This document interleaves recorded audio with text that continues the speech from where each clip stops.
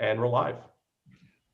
Welcome. My name is Henry Lee, and I'm on the faculty of the Harvard Kennedy School. And welcome to the Future of Green India, the Energy and Climate Challenge.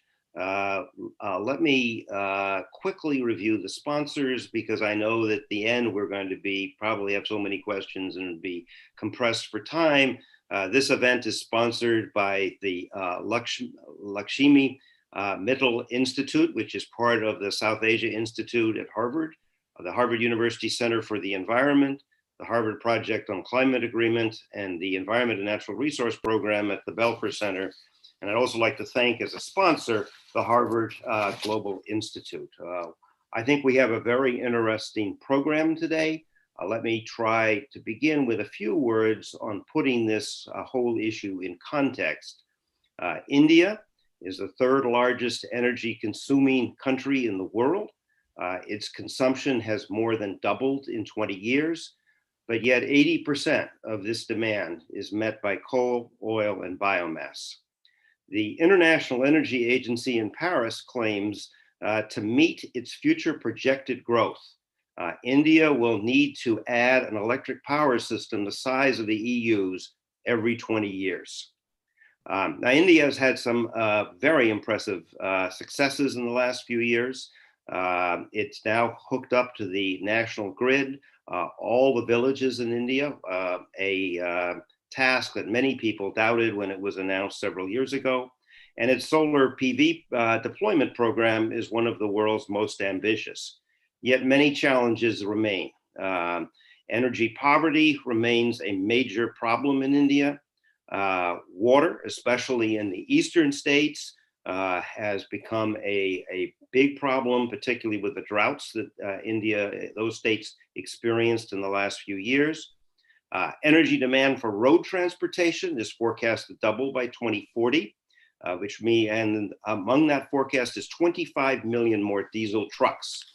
And the temperatures of the summer, together with the migration to cities of over 250 million people, was going to dramatically increase the demand for air conditioning.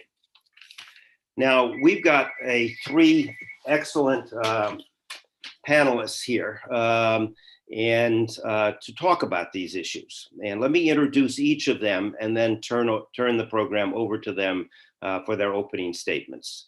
Narasimha Rao is the associate professor at the Yale School of the Environment.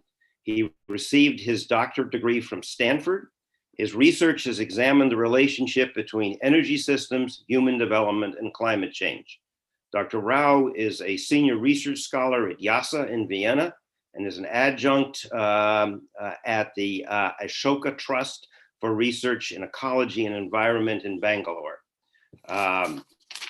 Our next speaker is Mahua Acharya, who leads the Convergence Energy Systems, which is part of the Energy Efficiency Service, which is part of the Indian Ministry of Power. She works on topics at the intersection of renewables, electric mobility, and climate change. And prior to this job, she was Assistant Director General at the Global Green Growth Institute in Seoul, Korea. And finally, Abhishek Malhotra is an assistant professor at the School of Public Policy at the Indian Institute of Technology in New Delhi. He received his doctorate from ETH in Zurich. His research focuses on policy design for low carbon development and innovation in clean energy technologies. And hopefully he will be part of the Belfer Center next year as a fellow here with us on our program working on India and energy. With this, let me turn the program over to Dr. Rao.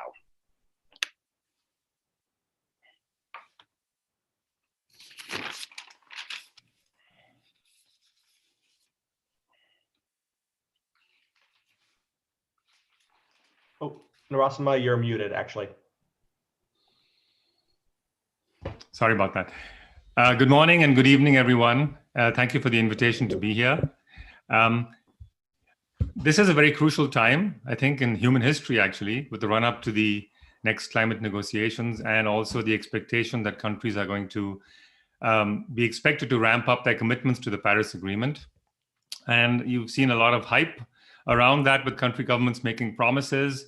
But there's also this view of treating all countries alike despite vastly different capabilities and internal development challenges.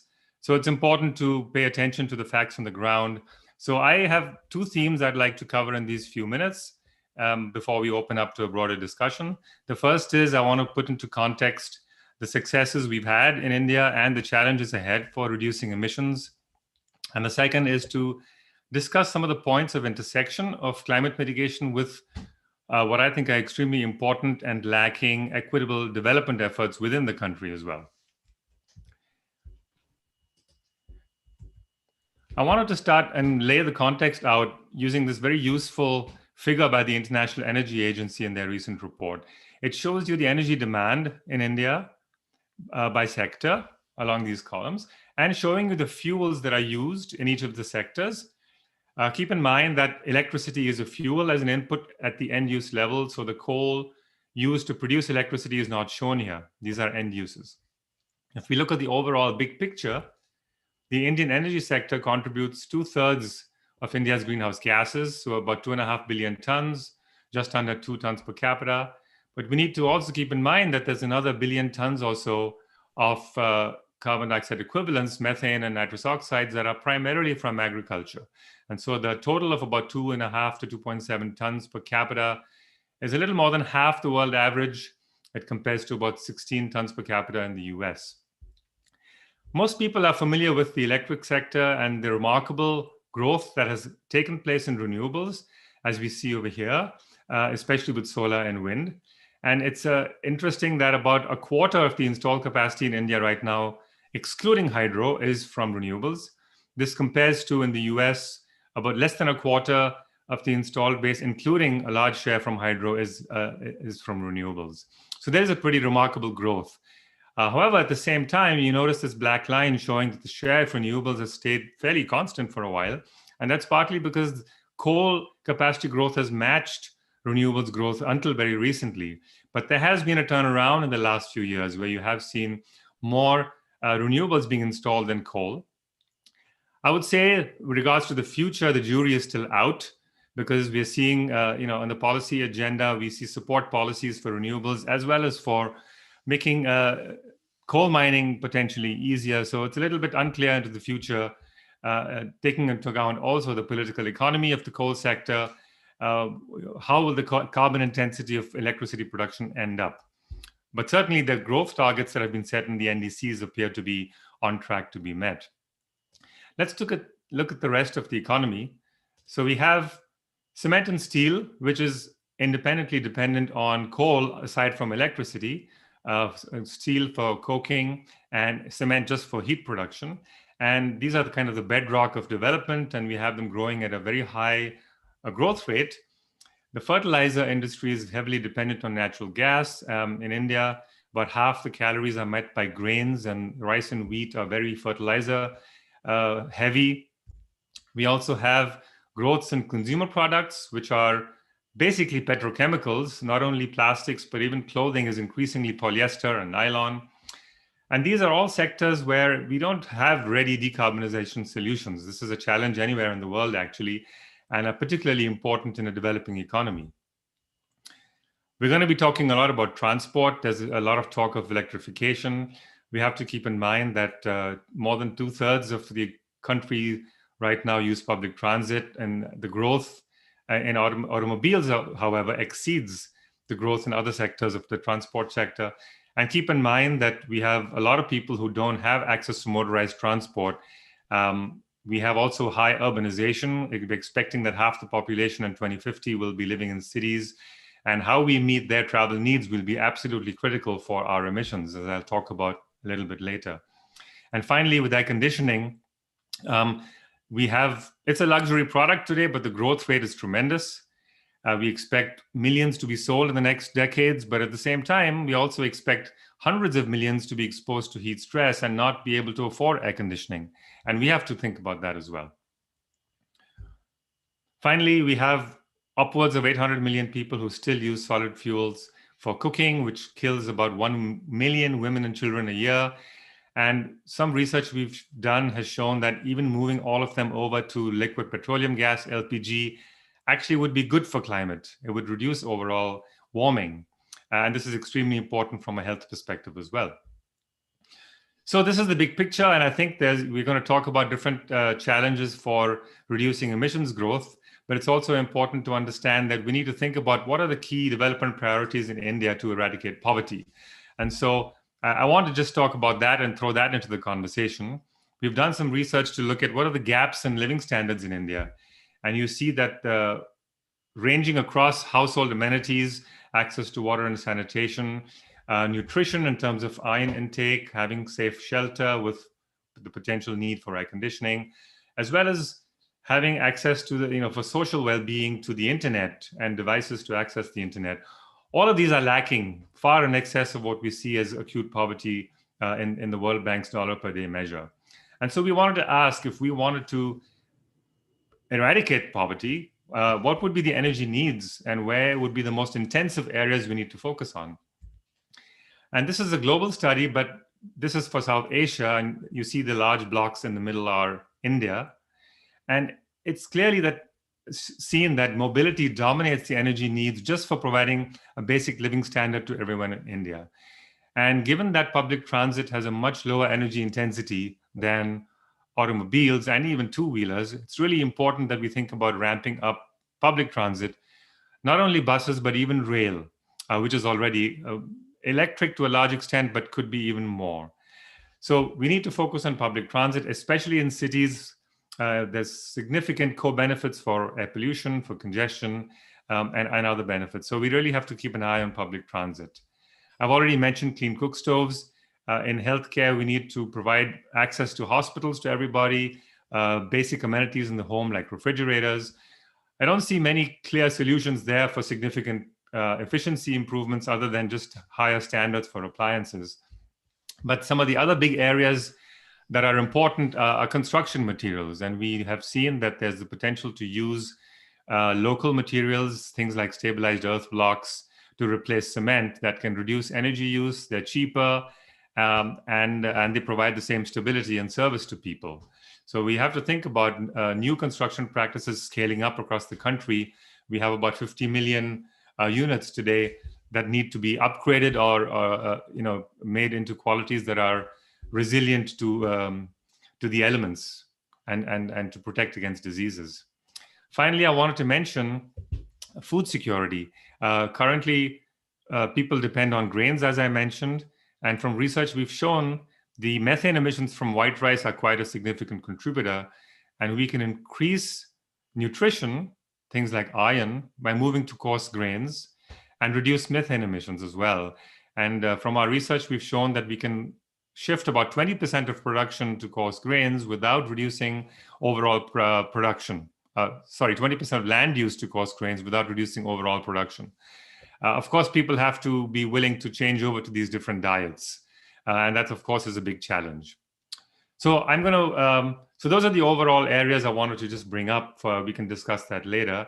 Overall, I'm quite optimistic. I think there are many opportunities here for dovetailing climate policy, goals of climate mitigation with the most fundamental needs of people in society. And I want to stress that transport, public transit, housing, efficient construction, and diets are areas that we need to focus on, in addition to the ones people talk about more generally with regards to decarbonization. So I'll pass it on to my other panelists and look forward to discussion later. Thank you very much. Thank you. Mahua, you want to go next? Sure. Thank you. Thank you, Henry. And again, thank you to Rob and his colleagues and all of you for having me on this panel. I don't have slides, and I deliberately chose not to use slides because I wanted to try and explain a little bit of a story to the layperson. Renewables in India and in a lot of places has now become so technical that I find that unless you tell the story, only the very technical people relate to it, when in fact it's a reality the reality of injecting more renewables into the grids in India is now a difficult challenge. It was anyway a challenge and it's become more difficult. Let me put a little bit of a background to this. India has a target of 175 gigawatts by 2022, and this target was up to 450 gigawatts sometime after that, in September 2019, if my memory serves me right. And by all measures, India is on track to reach these targets.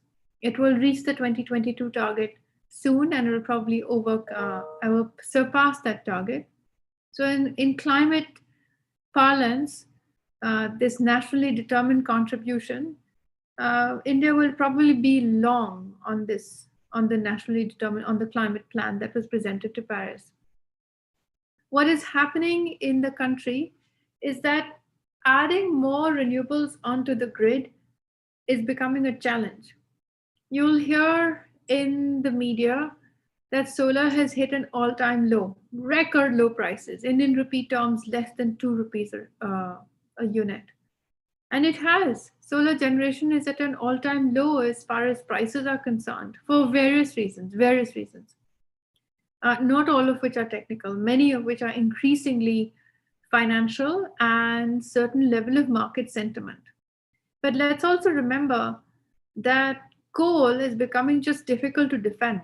Not only that it provides you what's called baseload power, meaning firm power, it's just becoming also difficult to finance and difficult to defend. And then on the other side, you have solar, that's the cheapest source of power. By the time it enters the grid, in a lot of grids in the country, it's about 3 times that price. So you're producing the price at 2, you're producing solar at 2, by the time you're selling it to the grid, and by the time the grid ends up having to pay for it, it's 3 times that. It makes no sense at that point. A lot of utilities in the country do not want daytime power because for this one reason, that suddenly at about 6 o'clock in the evening when the sun goes down, your load drops. And then what do you do as a grid operator? You've got to switch on something else at 6 in the evening, which is peak time. Everybody's going home and the load goes up. So many states in the country right now are switching on old coal plants. So not only does it negate the whole climate issue, but then suddenly you are, as it is, buying expensive power, and now you end up buying old coal power, which is also very expensive.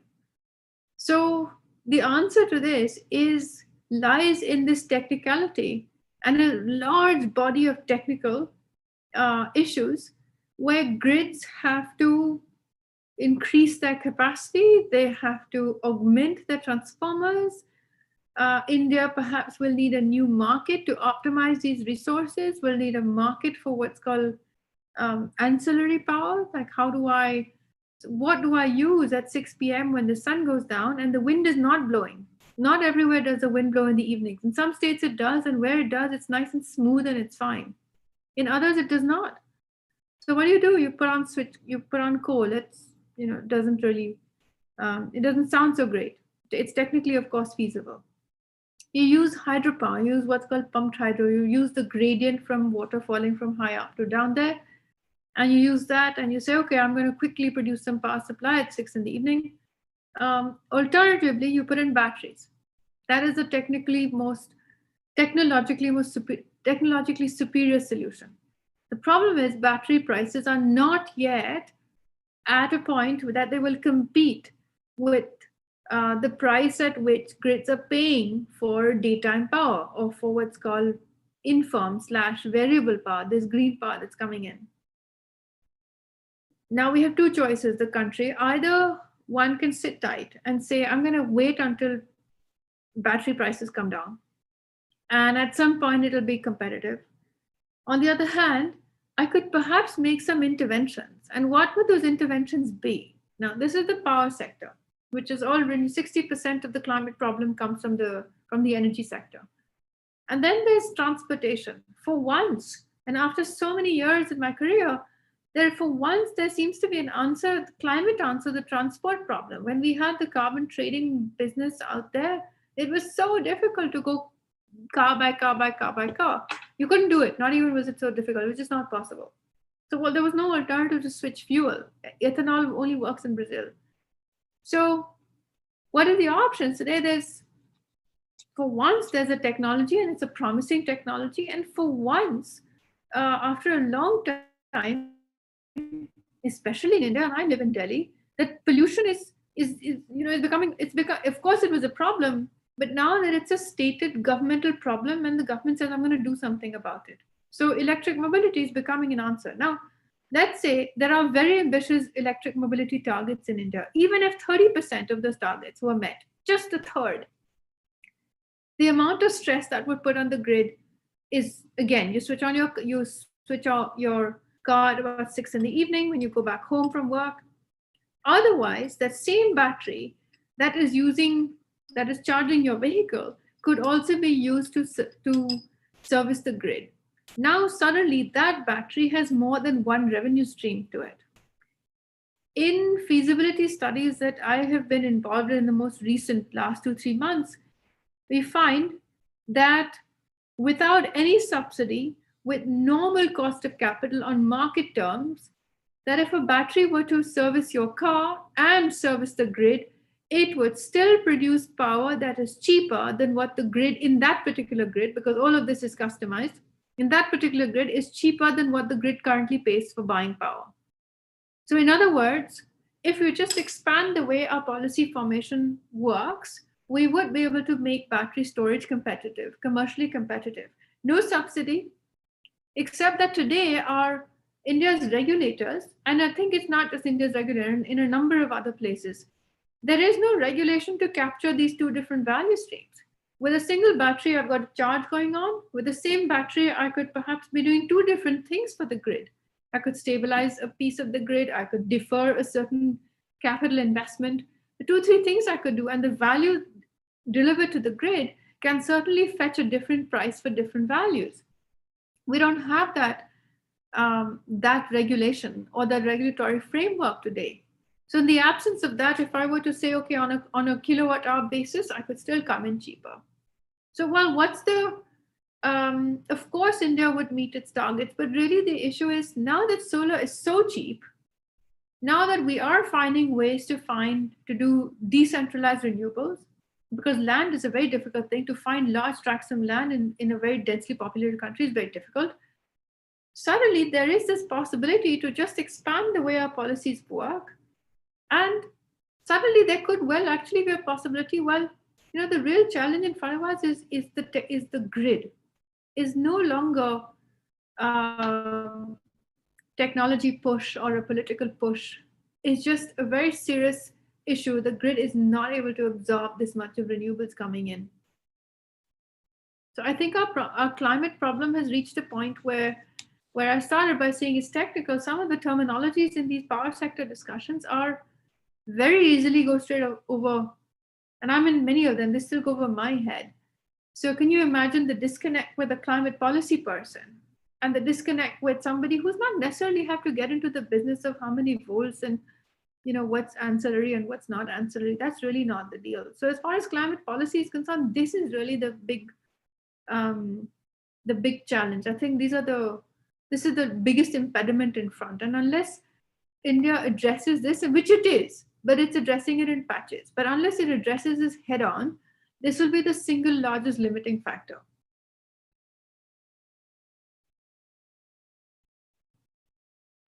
Thank you very much. That was both excellent and provocative. I've been writing all these questions for you for when we have the discussion. Abhishek? Thank you, Henry. I will share my screen. And in the meantime, I'd just like to thank you again for the opportunity to present here today. I'm going to talk about something slightly different. So we do talk a lot as a country about deployment, about cost reductions and the barriers to cost reduction and deployment, but something that often gets missed out, and as anybody would say about their own research topic, does not get enough attention, is innovation and industrial policy. So just to frame the issue, Innovation in low carbon technologies has enabled a shift in how we see climate action.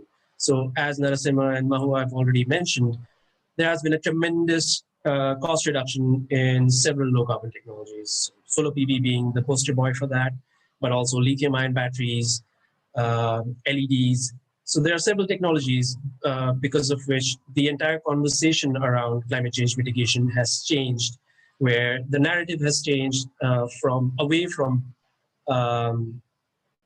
thinking of it as a burden and how that needs to be shared globally, but rather now as an opportunity. So there's a shift towards aligning climate with economic development. So exploiting the co-benefits, as Narasimha highlighted, benefiting from the low cost of these technologies, but also the opportunity to create industries and jobs around these new and emerging technologies. And particularly in India, it hasn't only been since Paris. India has been on this bandwagon since quite a while before that. So some of these examples that we've already talked about, India came up with the National Solar Mission in 2010, which has been a big success in a lot of terms, in terms of deployment, in terms of meeting targets related to cost reductions. But one policy goal that often gets left out, but is now receiving some prominence, is that the National Solar Mission also aimed at setting up low cost, high quality solar manufacturing in the country, something that has not happened so far. Similarly, for LEDs, it is a major success in terms of the scale and rapidity with which this technology has diffused in the country. But again, innovation and manufacturing of this technology is something that we still lag behind in. And right now, the next big focus for the government seems to be lithium-ion batteries and electric vehicles, which is, again, a tremendous opportunity. And that is something that we seem to be getting left behind on when it comes to manufacturing and innovation. But there are some big questions that need to be addressed to avoid that. So what does this mean for India's low-carbon development strategy? So I put together these graphs just for fun and also to place the issue more in context. So these three technologies that I just talked about, I just want to highlight two things from this slide. One, that the scale of deploying these, at which these technologies still need to deploy it is enormous. So solar PV still represents only 4% of the generation in India's power mix. But having said that, I don't want to diminish the achievements where prices for solar PV have come down from around 15 to 17 rupees in 2011 to around 2 rupees now. And annually, we're deploying around 7 to 8 gigawatts. But the local manufacturing capacity is still just 3 gigawatts, and the import bill of importing solar cells in 2018 was around $267 million. So similarly for LEDs, we've seen tremendous increase in its market share, and the price has reduced from 310 rupees in 2014 to 38 rupees in 2016. But still, the semiconductor wafers and chips are largely imported. And similarly for lithium-ion batteries and electric vehicles, the gray part is two-wheelers with internal combustion engines, and the blue part is four-wheelers with internal combustion engines. And this is just in terms of numbers. And I promise that I did put in electric vehicles in there. So they're a tiny share currently of annual sales, not even 1% yet. But this is a huge opportunity, particularly in two and three wheelers. But right now, the global manufacturing capacity is around 600 gigawatt hours for lithium-ion batteries, where India has none at the moment domestically. So how can nations, not only India, but other nations looking to benefit not only from cost reduction and climate change mitigation and other co-benefits such as improved health due to improved air quality, how can they capture other economic co-benefits posed, the opportunities that are posed by these new and emerging industries in terms of localizing industries and creating jobs around them. So these are a lot of questions, and I apologize for that because there are no clear answers here, but these are questions that need to be addressed, I believe. So how does one build institutions to organize for innovation in the energy sector? How does one go beyond the short-term political cycle that the executive and the legislature in the country usually is, and plan for on a decadal scale in terms of how to roll out these technologies and how to invest in knowledge and R&D and commercialize innovative technologies in the longer term? How do we integrate different actors in the system that are required for innovation, all the way from R&D institutes, testing labs, building up human resources through training, having different sectoral ministries? What does this mean? Does it require an integrated framework for energy innovation policy in the country, which sets up mechanisms to set up technology roadmaps and bring actors together and prioritize technologies and invest in them in the longer term? That is a question that is still to be addressed.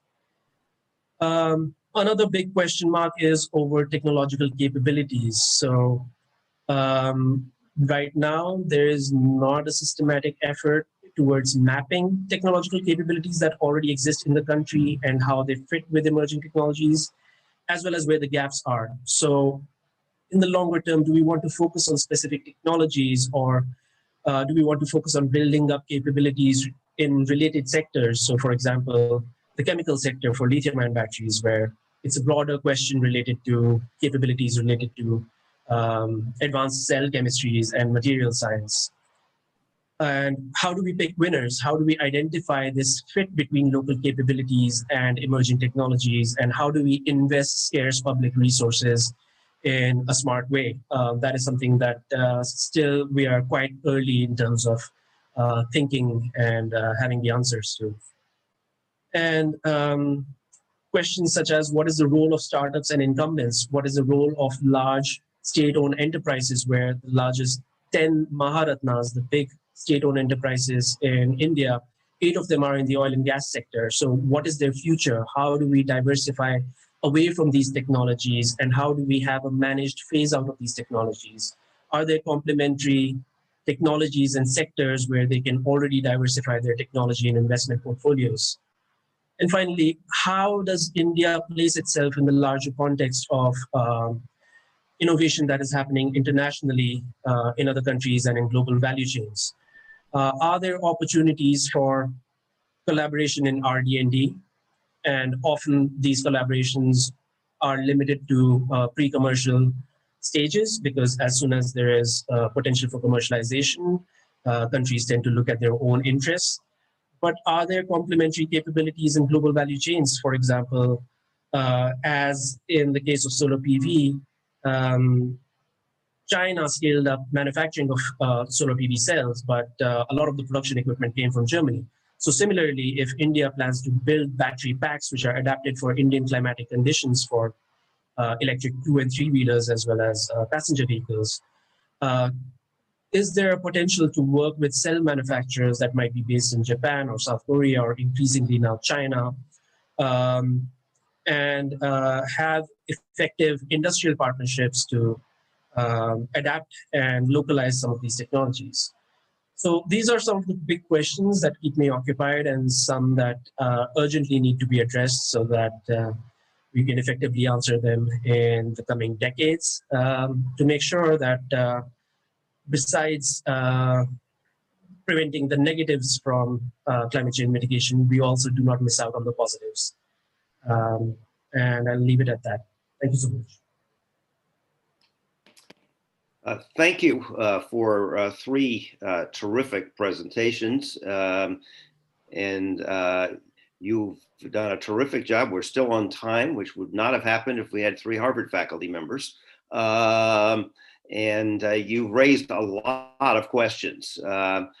I have a number of questions on the whole area of the electric grid, but before I get into those, I wanted to ask a broad question. The world, all the countries in the world, have been mired in one of the worst pandemics in the last couple of 100 years, and this has hit India.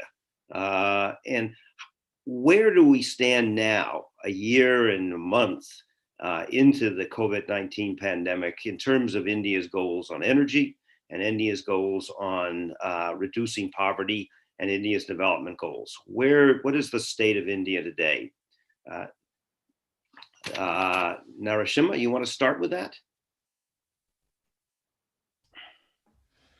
Yeah, I mean, it has been a devastating challenge. I think we don't even know the extent of the challenge today that is in India. Just understanding the situation and how it differs in different places itself is a challenge. I think on the one hand, it's deepened the social crisis that we have and some of the important poverty alleviation challenges. I think we have significant employment issues. The agricultural sector, as we know, has been hit really hard, and addressing those is now of primary importance, of course, in India. We've seen significant reductions in overall growth in the economy, and that may look like it's a good thing for emissions, but it's obviously just temporary. And I don't expect that it's going to put a dent in any significant way on the future growth. In fact, we hope that it would be restored to previous levels. I think there also, because of the changes in employment and growth, it's put a slight it's dampened the extent of the growth that has taken place in renewables as well. So it's been a bit of a setback in both fronts. I don't think the overall goals have changed. I don't think there's any particularly new opportunities. I think this has just, it's made all of the challenges, both for climate mitigation and for poverty alleviation, a little more stark. That's what I would say for now. It's not a very optimistic story from my front, but maybe my other panelists have some more specific views on the ground. Well, before I turn to them, let me just say to the audience, you'll see on your bottom of your screen a Q&A icon, and if you have a question, just click on that and ask your question. Does anybody else on the panel want to reply to to add to what Narasimha has said? Mahua? I could go, yeah, sure. So the pandemic, as far as the energy sector is concerned, let me try and limit it to the energy sector for now. You will see in a lot of announcements, or even if you were to look at the data, the energy demand has recovered. Energy demand pre-COVID is now back to, today's energy demand is back to pre-COVID levels. But if you were to split that data, which a lot of people don't necessarily do, and it's sometimes a little deceptive to say, the energy demand is come back up, and so things are fine. In fact, if you were to look at that, you'll find that in some states, states that have high agricultural load and high domestic load have gone up hugely. And states that have high commercial load and high industrial load have not gone up as much. And a lot of this is to do with the fact that in the coming year, I think the coming 2 years, agriculture productivity is expected to go up. 3.5% is the national number. It may be around 3.4, 3.5, whereas industrial and services is expected to contract by between 8 and 9%.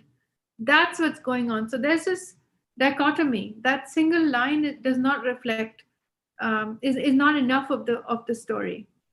And all India power demand, there's a lot of announcements. All India power demand touched all-time high. It's correct. It's absolutely correct. All India power demand is back up again. But there's a decline in labor force, for sure, because the service industry has been hit very badly. This means that there's an increasing gap between the rich and the poor, this is really the sad outcome of one of the biggest sad outcomes of the pandemic. So underneath the energy numbers tells you a very different story, and I think one has to look underneath that to understand the socio-economic story that is still very much brewing in the country. Abhishek, do you want to add anything?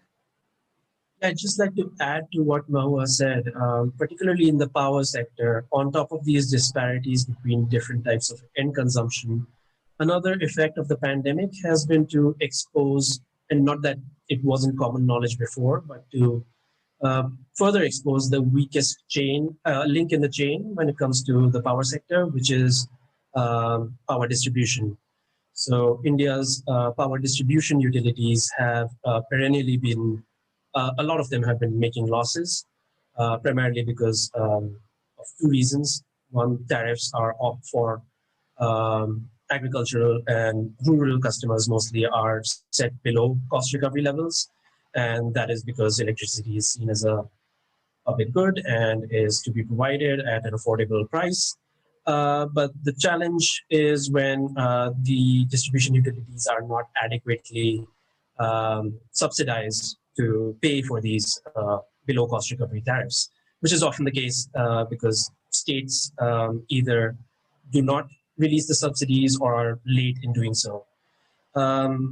So because these distribution utilities are perennially financially stressed, that has knock-on effects for not only power generation, but for the economy as a whole. So vast quantity of non-performing assets for banks are actually in the power sector.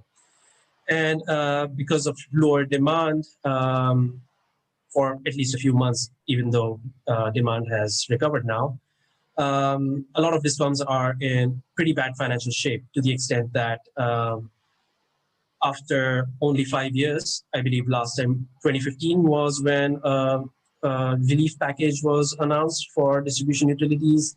Another one is in the pipeline. So that is a bottleneck and a roadblock that is likely to impede deployment of renewables in the coming years if it is not addressed. Because the lack of creditworthiness of these of the distribution utilities can be a big impediment to investment in power generation in the coming years, and something that probably does need to be addressed relatively soon. And because of the pandemic, that's become amply more clear now. Thank you. Let me turn to what I think is sort of the gorilla in the room here, which is the coal industry. You've painted, all of you have painted a picture of a world in which, of an India in which the air pollution is getting worse in the cities, that demand or this for solar, I think Mahua has pointed out, has plateaued a bit. You've got a situation in which the potential future demand for electricity is not only going to rise because of the increase in urbanization, the increase in demand for air conditioning, but also if you move to electric vehicles or if you move to electricity as a fuel for substitute for oil in the steel industry or in other heavy industry, you're going to have a huge demand increase, even more than has been projected. Mahua, you pointed out that renewables don't work too well at 6 o'clock in the evening. And so I'm looking at all of this, and I look at the goals, and I'm going to now plagiarize one of the questions that was asked here. But, you know, if you look at India's thermal power generation sector, emission control technology has been consistently delayed in that sector. Time and again over the last 7 years, and according to CSE report, 70% of India's coal-fired power plants won't meet the 2022 deadline. How are we going to A, reduce the pollution from these facilities, and B, phase them out over time, given the enormous increase in demand and the intermittency problem that pervades solar energy. So I come away saying, you've done a terrific job describing the challenges. Now I want you to help me find out what the solution is. So I'm going to start with Mahua, and then I'll go through all of three of you to see, to address this. Sure. So yes, Henry, coal is, it's a problem. It is in fact the gorilla in the room. You're absolutely right. Yes, I think there's about 22 coal plants that have not reached the goals that was put on them for desulfurization. And yes, it's absolutely right that those goals are a bit of a moving goalpost. And there has been a moving goalpost story for a while. The second point, which is much part of the problem, is there are a lot of old coal plants out there that are still working. There are a lot of old coal plants that have been switched off but not decommissioned. They haven't been switched on. They've not been switched on again after the pandemic or since the pandemic. So they're sort of sitting idle. There are a number of other coal plants that are on the decommissioning board, but that decommissioning takes a bit of time. So all of this needs to be packaged together, and something has to happen to them. The ones that need to be decommissioned, which is the economic theory for decommissioning, would be if the cost of keeping that plant alive, which is the cost of what's called fixed power plus variable power, is less than the cost of, or is more than the cost of round the clock power, then really the economic theory says that you should really stop that plant, because it's unnecessarily bleeding the distribution company dry. That is a problem. There's a number of those plants. The last discovered tariff for round the clock power was X. There's quite a few plants whose tariffs who are in long-term power purchase agreements, and their tariff is higher than what it would cost to buy round the clock power, should a distribution company simply decide to just buy long-term power from someone who is able to synchronize wind and solar with the battery, for example. That's one. There is some discussion, and it's still ongoing, on how to expedite this decommissioning. And very recently, which is I think as recent as last week, there is now new order, and there are many small reforms that are taking place on a daily basis. Nothing massive, because doing something largely massive with the coal sector runs into employment issues. It runs into this business of just transition. It's not necessarily the people working in the coal plant, but it's the people working in the mine that services that coal plant. And there's no answer to it. The largest coal mining company in the country gets 20% of their mines generate 80% of their revenues. And I think about the majority of their underground mines are loss-making. So, there's this, to transition a portfolio as big as that takes time. And there are a number of issues that are not necessarily just social. What do you do with money? What do you do with the unions? What do you do with these long-term power purchase contracts? So the answer to the long-term power purchase contract has been relieved last week, where utilities now are allowed to get away from stitched-in contracts that are simply feeding these old coal plants whose plant load factors, meaning their efficiencies, have come down to below the technical minimum that you have to keep these at. So it's really a bunch of there's a lot of questionable assets, which I think I'm fairly sure the government is aware of. And there have been discussions about coal for solar kind of swaps, coal for renewables, something that would work like a cash for clunkers. You'd have to do a lot of work to synchronize the renewables and make sure it was actually that you were able to bring on board new renewables, et cetera, et cetera. But these are very large endeavors. Switching off coal plants is also not an option now, technically not an option, simply because of the 6 p.m. problem that I raised. So there's just such a large capacity. There's a number of measures that need to be done over a period of time. But as I'd say, everybody is aware of this issue.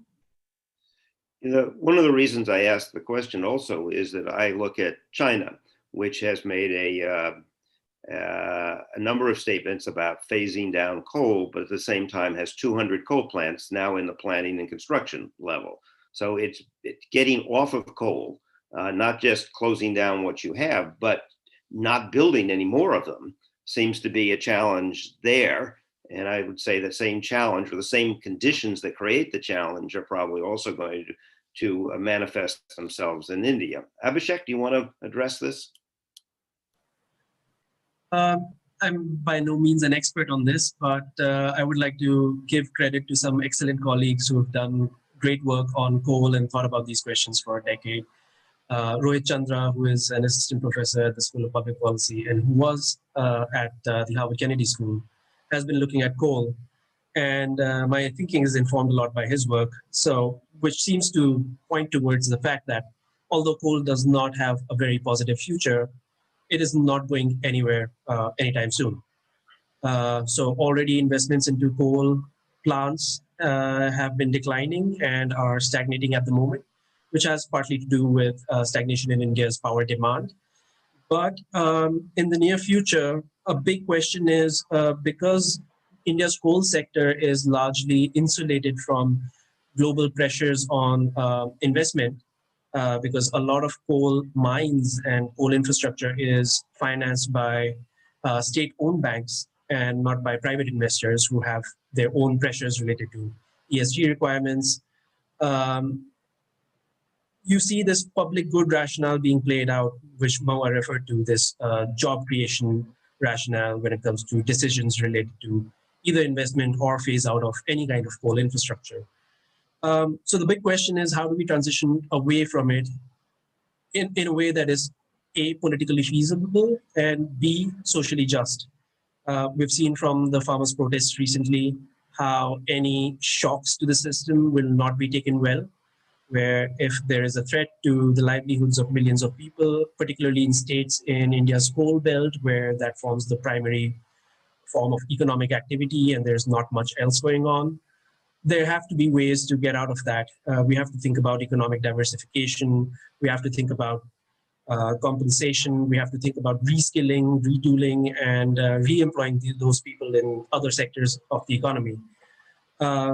So it's by no means going to be easy, but thankfully, or not, it's going to be a slow process, which gives us time to think about it, but also is not great if you want to do it fast enough to phase out coal by the latter half of this century.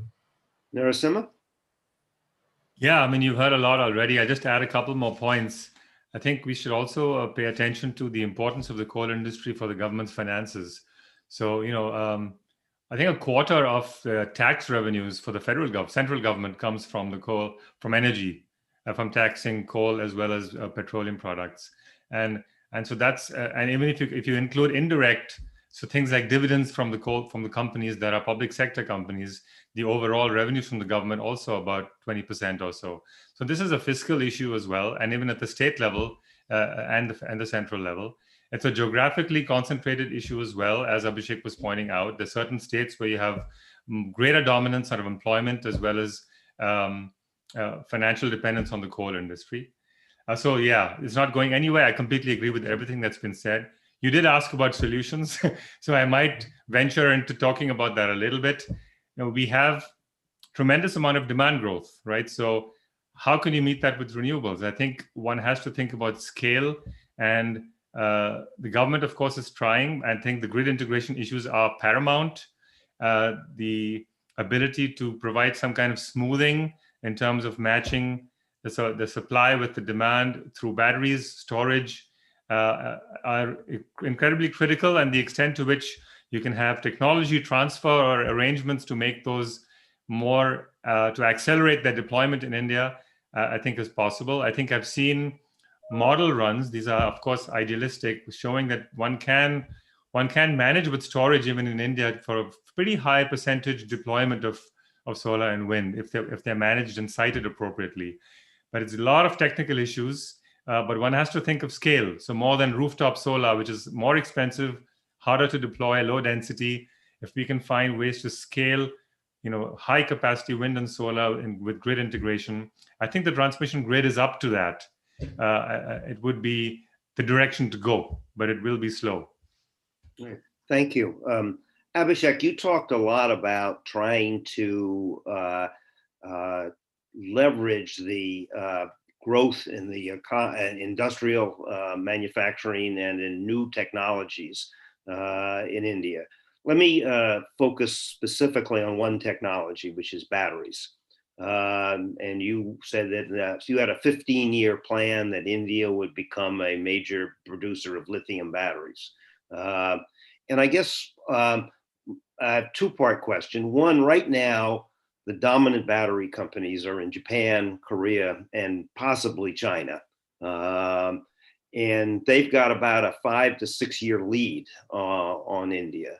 One might argue, well, why doesn't one just buy batteries from those three countries? Because they're going to be cheaper and better quality for at least the next, possibly the decade. And also there is a concern that, well, maybe lithium technology will eventually phase out to a new technology, because there's a lot of work going on right now, and there are a lot of different alternatives to lithium. I don't know if any of them would work, but you're in a very dynamic technology. It's changing every 2 years rather substantially. So what makes you think that lithium batteries is a good investment strategy for the energy development area going forward? So I would like to clarify that I do not think that India should be specifically aiming at lithium-ion batteries and trying to position itself to catch up in existing chemistries, because as you very rightly pointed out, it is a highly dynamic environment. Lithium-ion batteries today are very different from what they looked like 15 years ago, and who knows what they might look like 15 years from now. So in terms of their chemistries, form factors, you will see probably a lot of evolution in the space.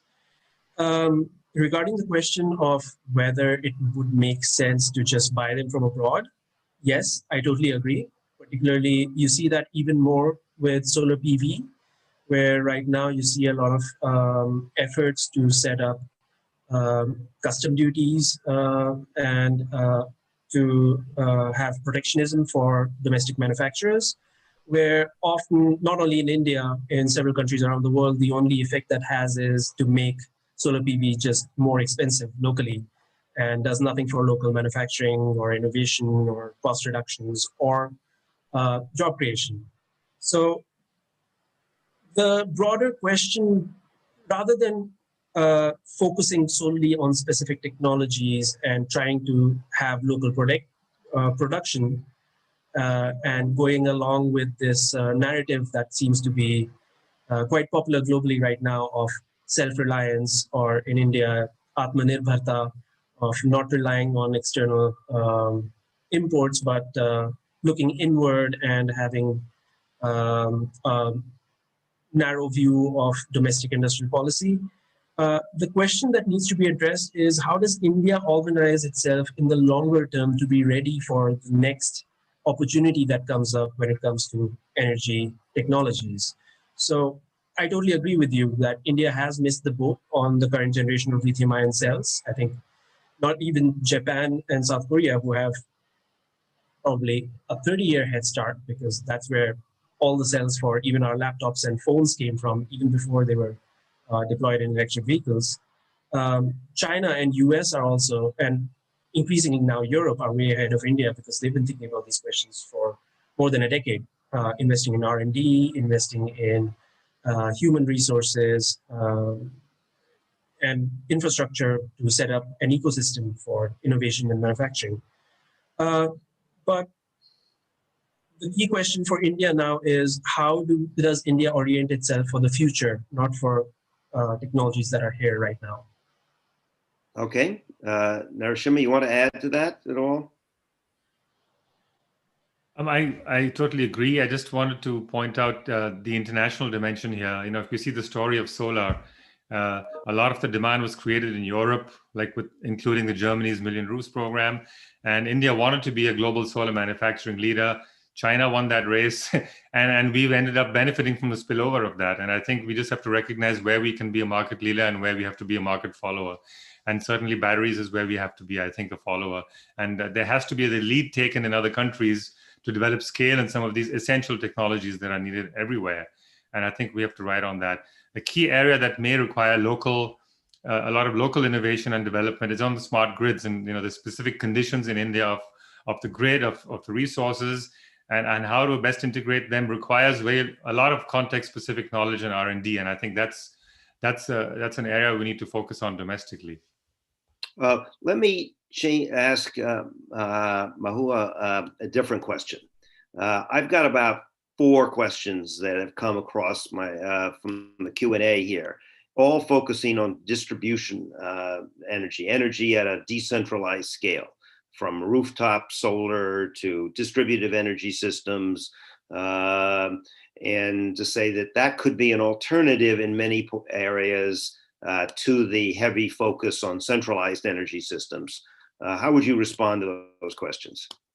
100%. Absolutely agree, Henry. 100%. I'd go one step further and say, the current understanding of decentralized energy is that you're completely away from the grid and you've got your little mini grid going on there.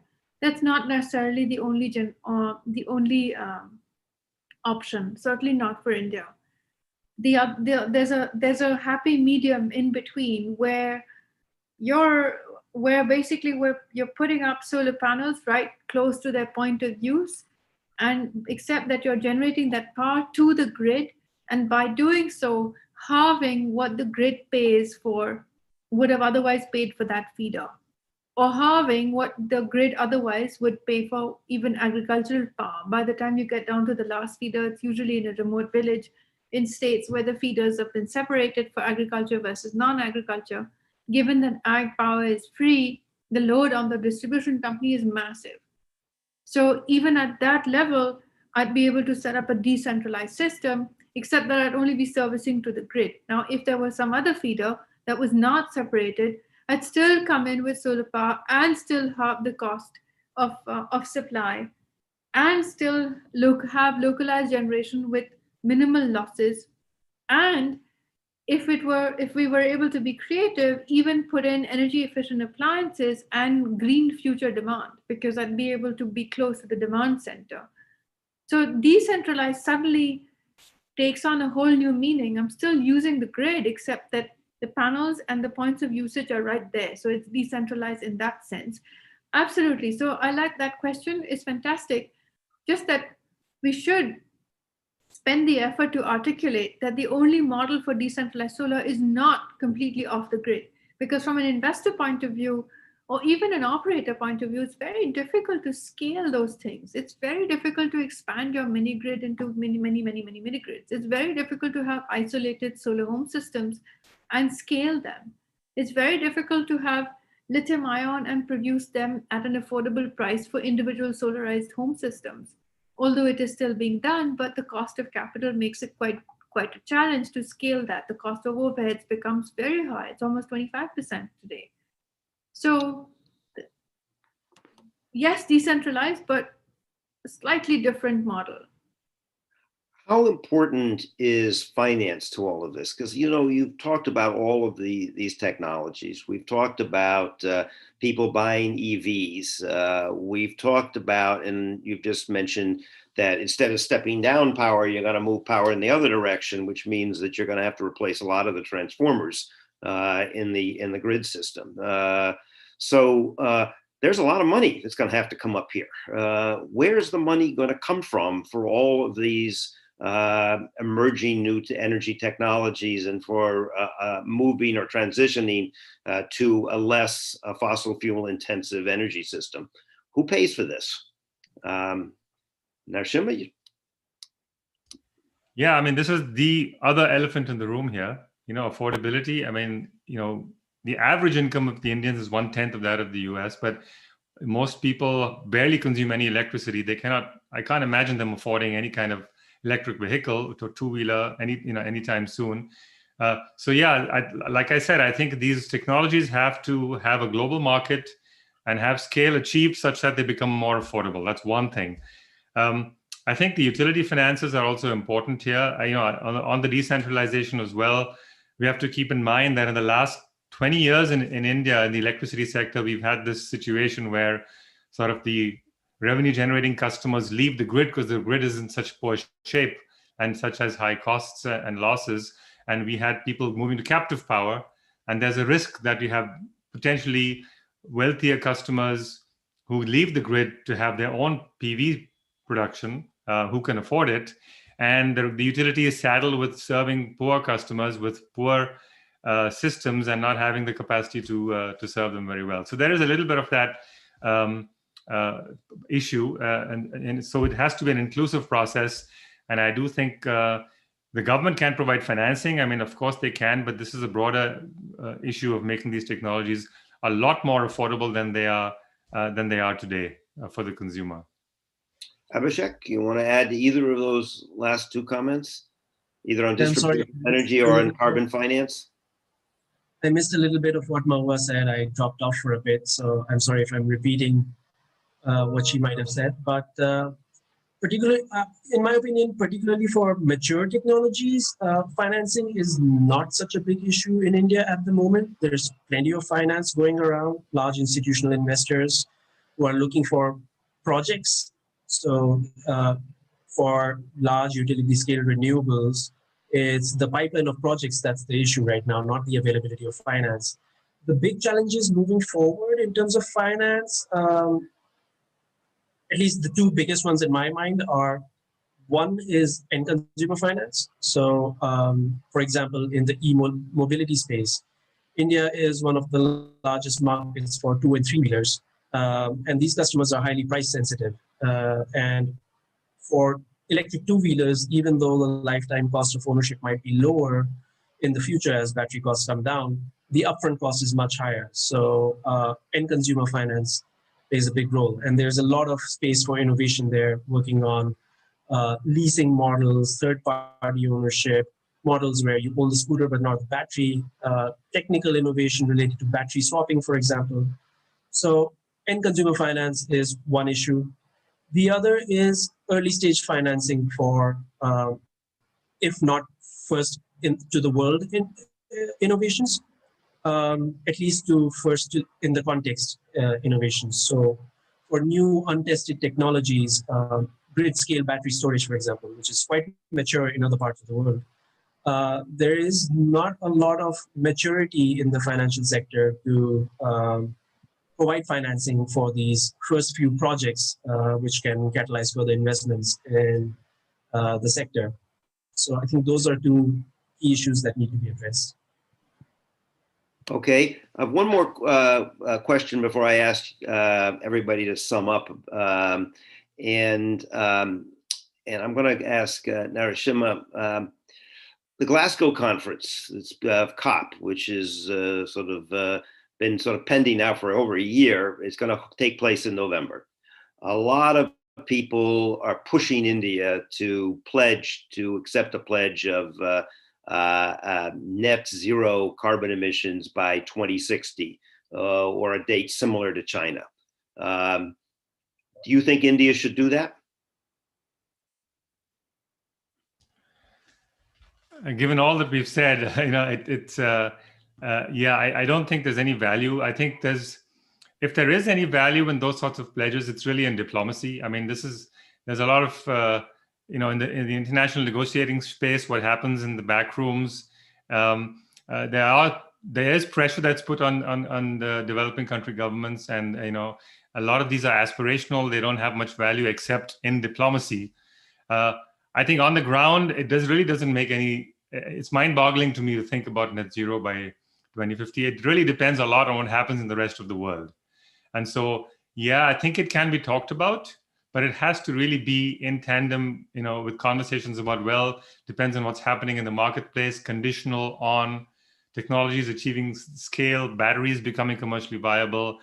Under those conditions, certainly, I think a conditional pledge or aspiration could potentially meet the diplomatic interests, but also make clear that those ambitious targets would require a lot of support internationally. But the political economy around some of the issues we've talked about, the employment, the coal sector, those transitional issues are extremely critical and need to be sorted out for those any kind of serious transition to net zero, or you have to develop carbon sequestration at a scale to make that commercially viable, which today is a little bit fictitious already, but that would need to happen if we're going to continue the thermal dependence as we see is very likely to be the case. I mean, I've looked at scenarios, global scenarios of zero carbon in the future, and most of them have continued coal deployment in South Asia. It's just a reality, and you just need to have CCS or some other way of extracting a direct capture of some kind, which brings up again the affordability and technology cooperation issues. Okay, thank you all.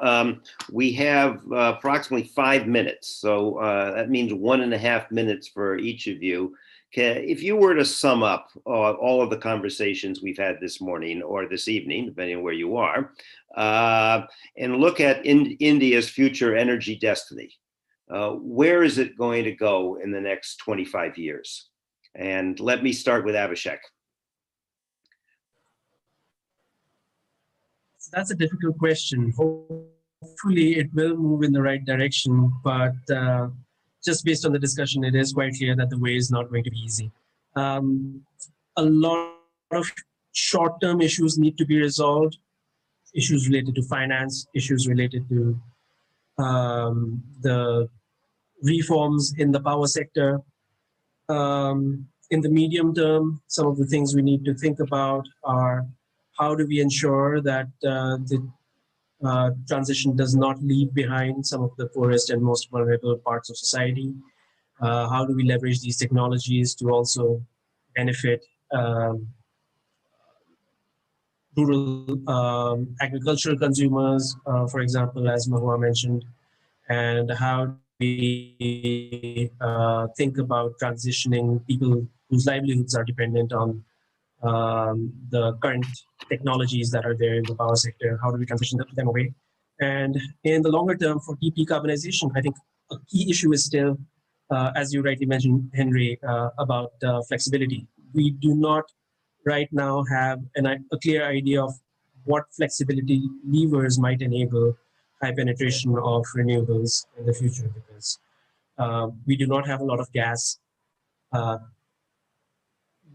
Storage might be an option, but that remains to be seen. Other options that have been available to other countries, such as pumped hydro or gas, do not seem to be viable now or in the near future. So that remains a big question mark in the longer term. Okay, Mahua, you got 90 seconds. Oh, great. I'm very bullish. 90 seconds. Very bullish, Henry. You gave me 25 years. 25 years. Absolutely, completely. It's going to be renewables. We'll have overcome all these problems. We'll have dealt with all of this. Will have been noise. And no, I think 25 years is enough. I think you've given a very long runway. I'm not half as generous when I talk to my government colleagues. I tell them I want all of this done before I retire, and I will be retiring before 25 years.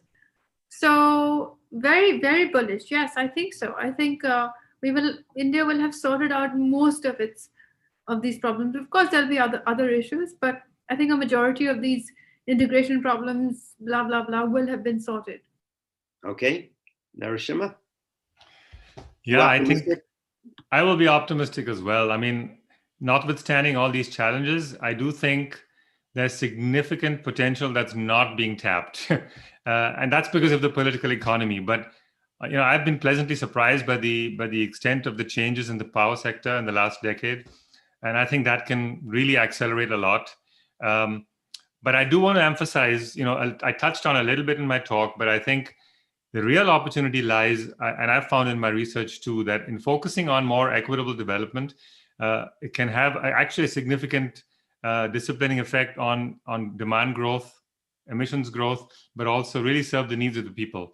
You're seeing that public transport is so much more energy intensive and really focuses on low-income people. If we focus our efforts on really ramping up public transport rather than electric SUVs, if we focus on grains and sustainable, food production and housing. These are some of the key. Health and education. These are areas where doesn't cost a lot of energy and emissions. So if we direct our development efforts in the areas we really need, and really fix housing and public transport and food, I think, and then at the same time, if we keep going with the grid decarbonization the way we are, I think we can get pretty far. All right. Thank you. And it's a good note to end on. I want to thank all of the panelists for a terrific 75 minutes. And I want to thank again the sponsors, the Mattel Institute, the Harvard Center for the Environment, the Harvard Project on Climate Agreements, and the NRP for a terrific presentation. And I've learned a lot, and I want to again thank everybody for participating.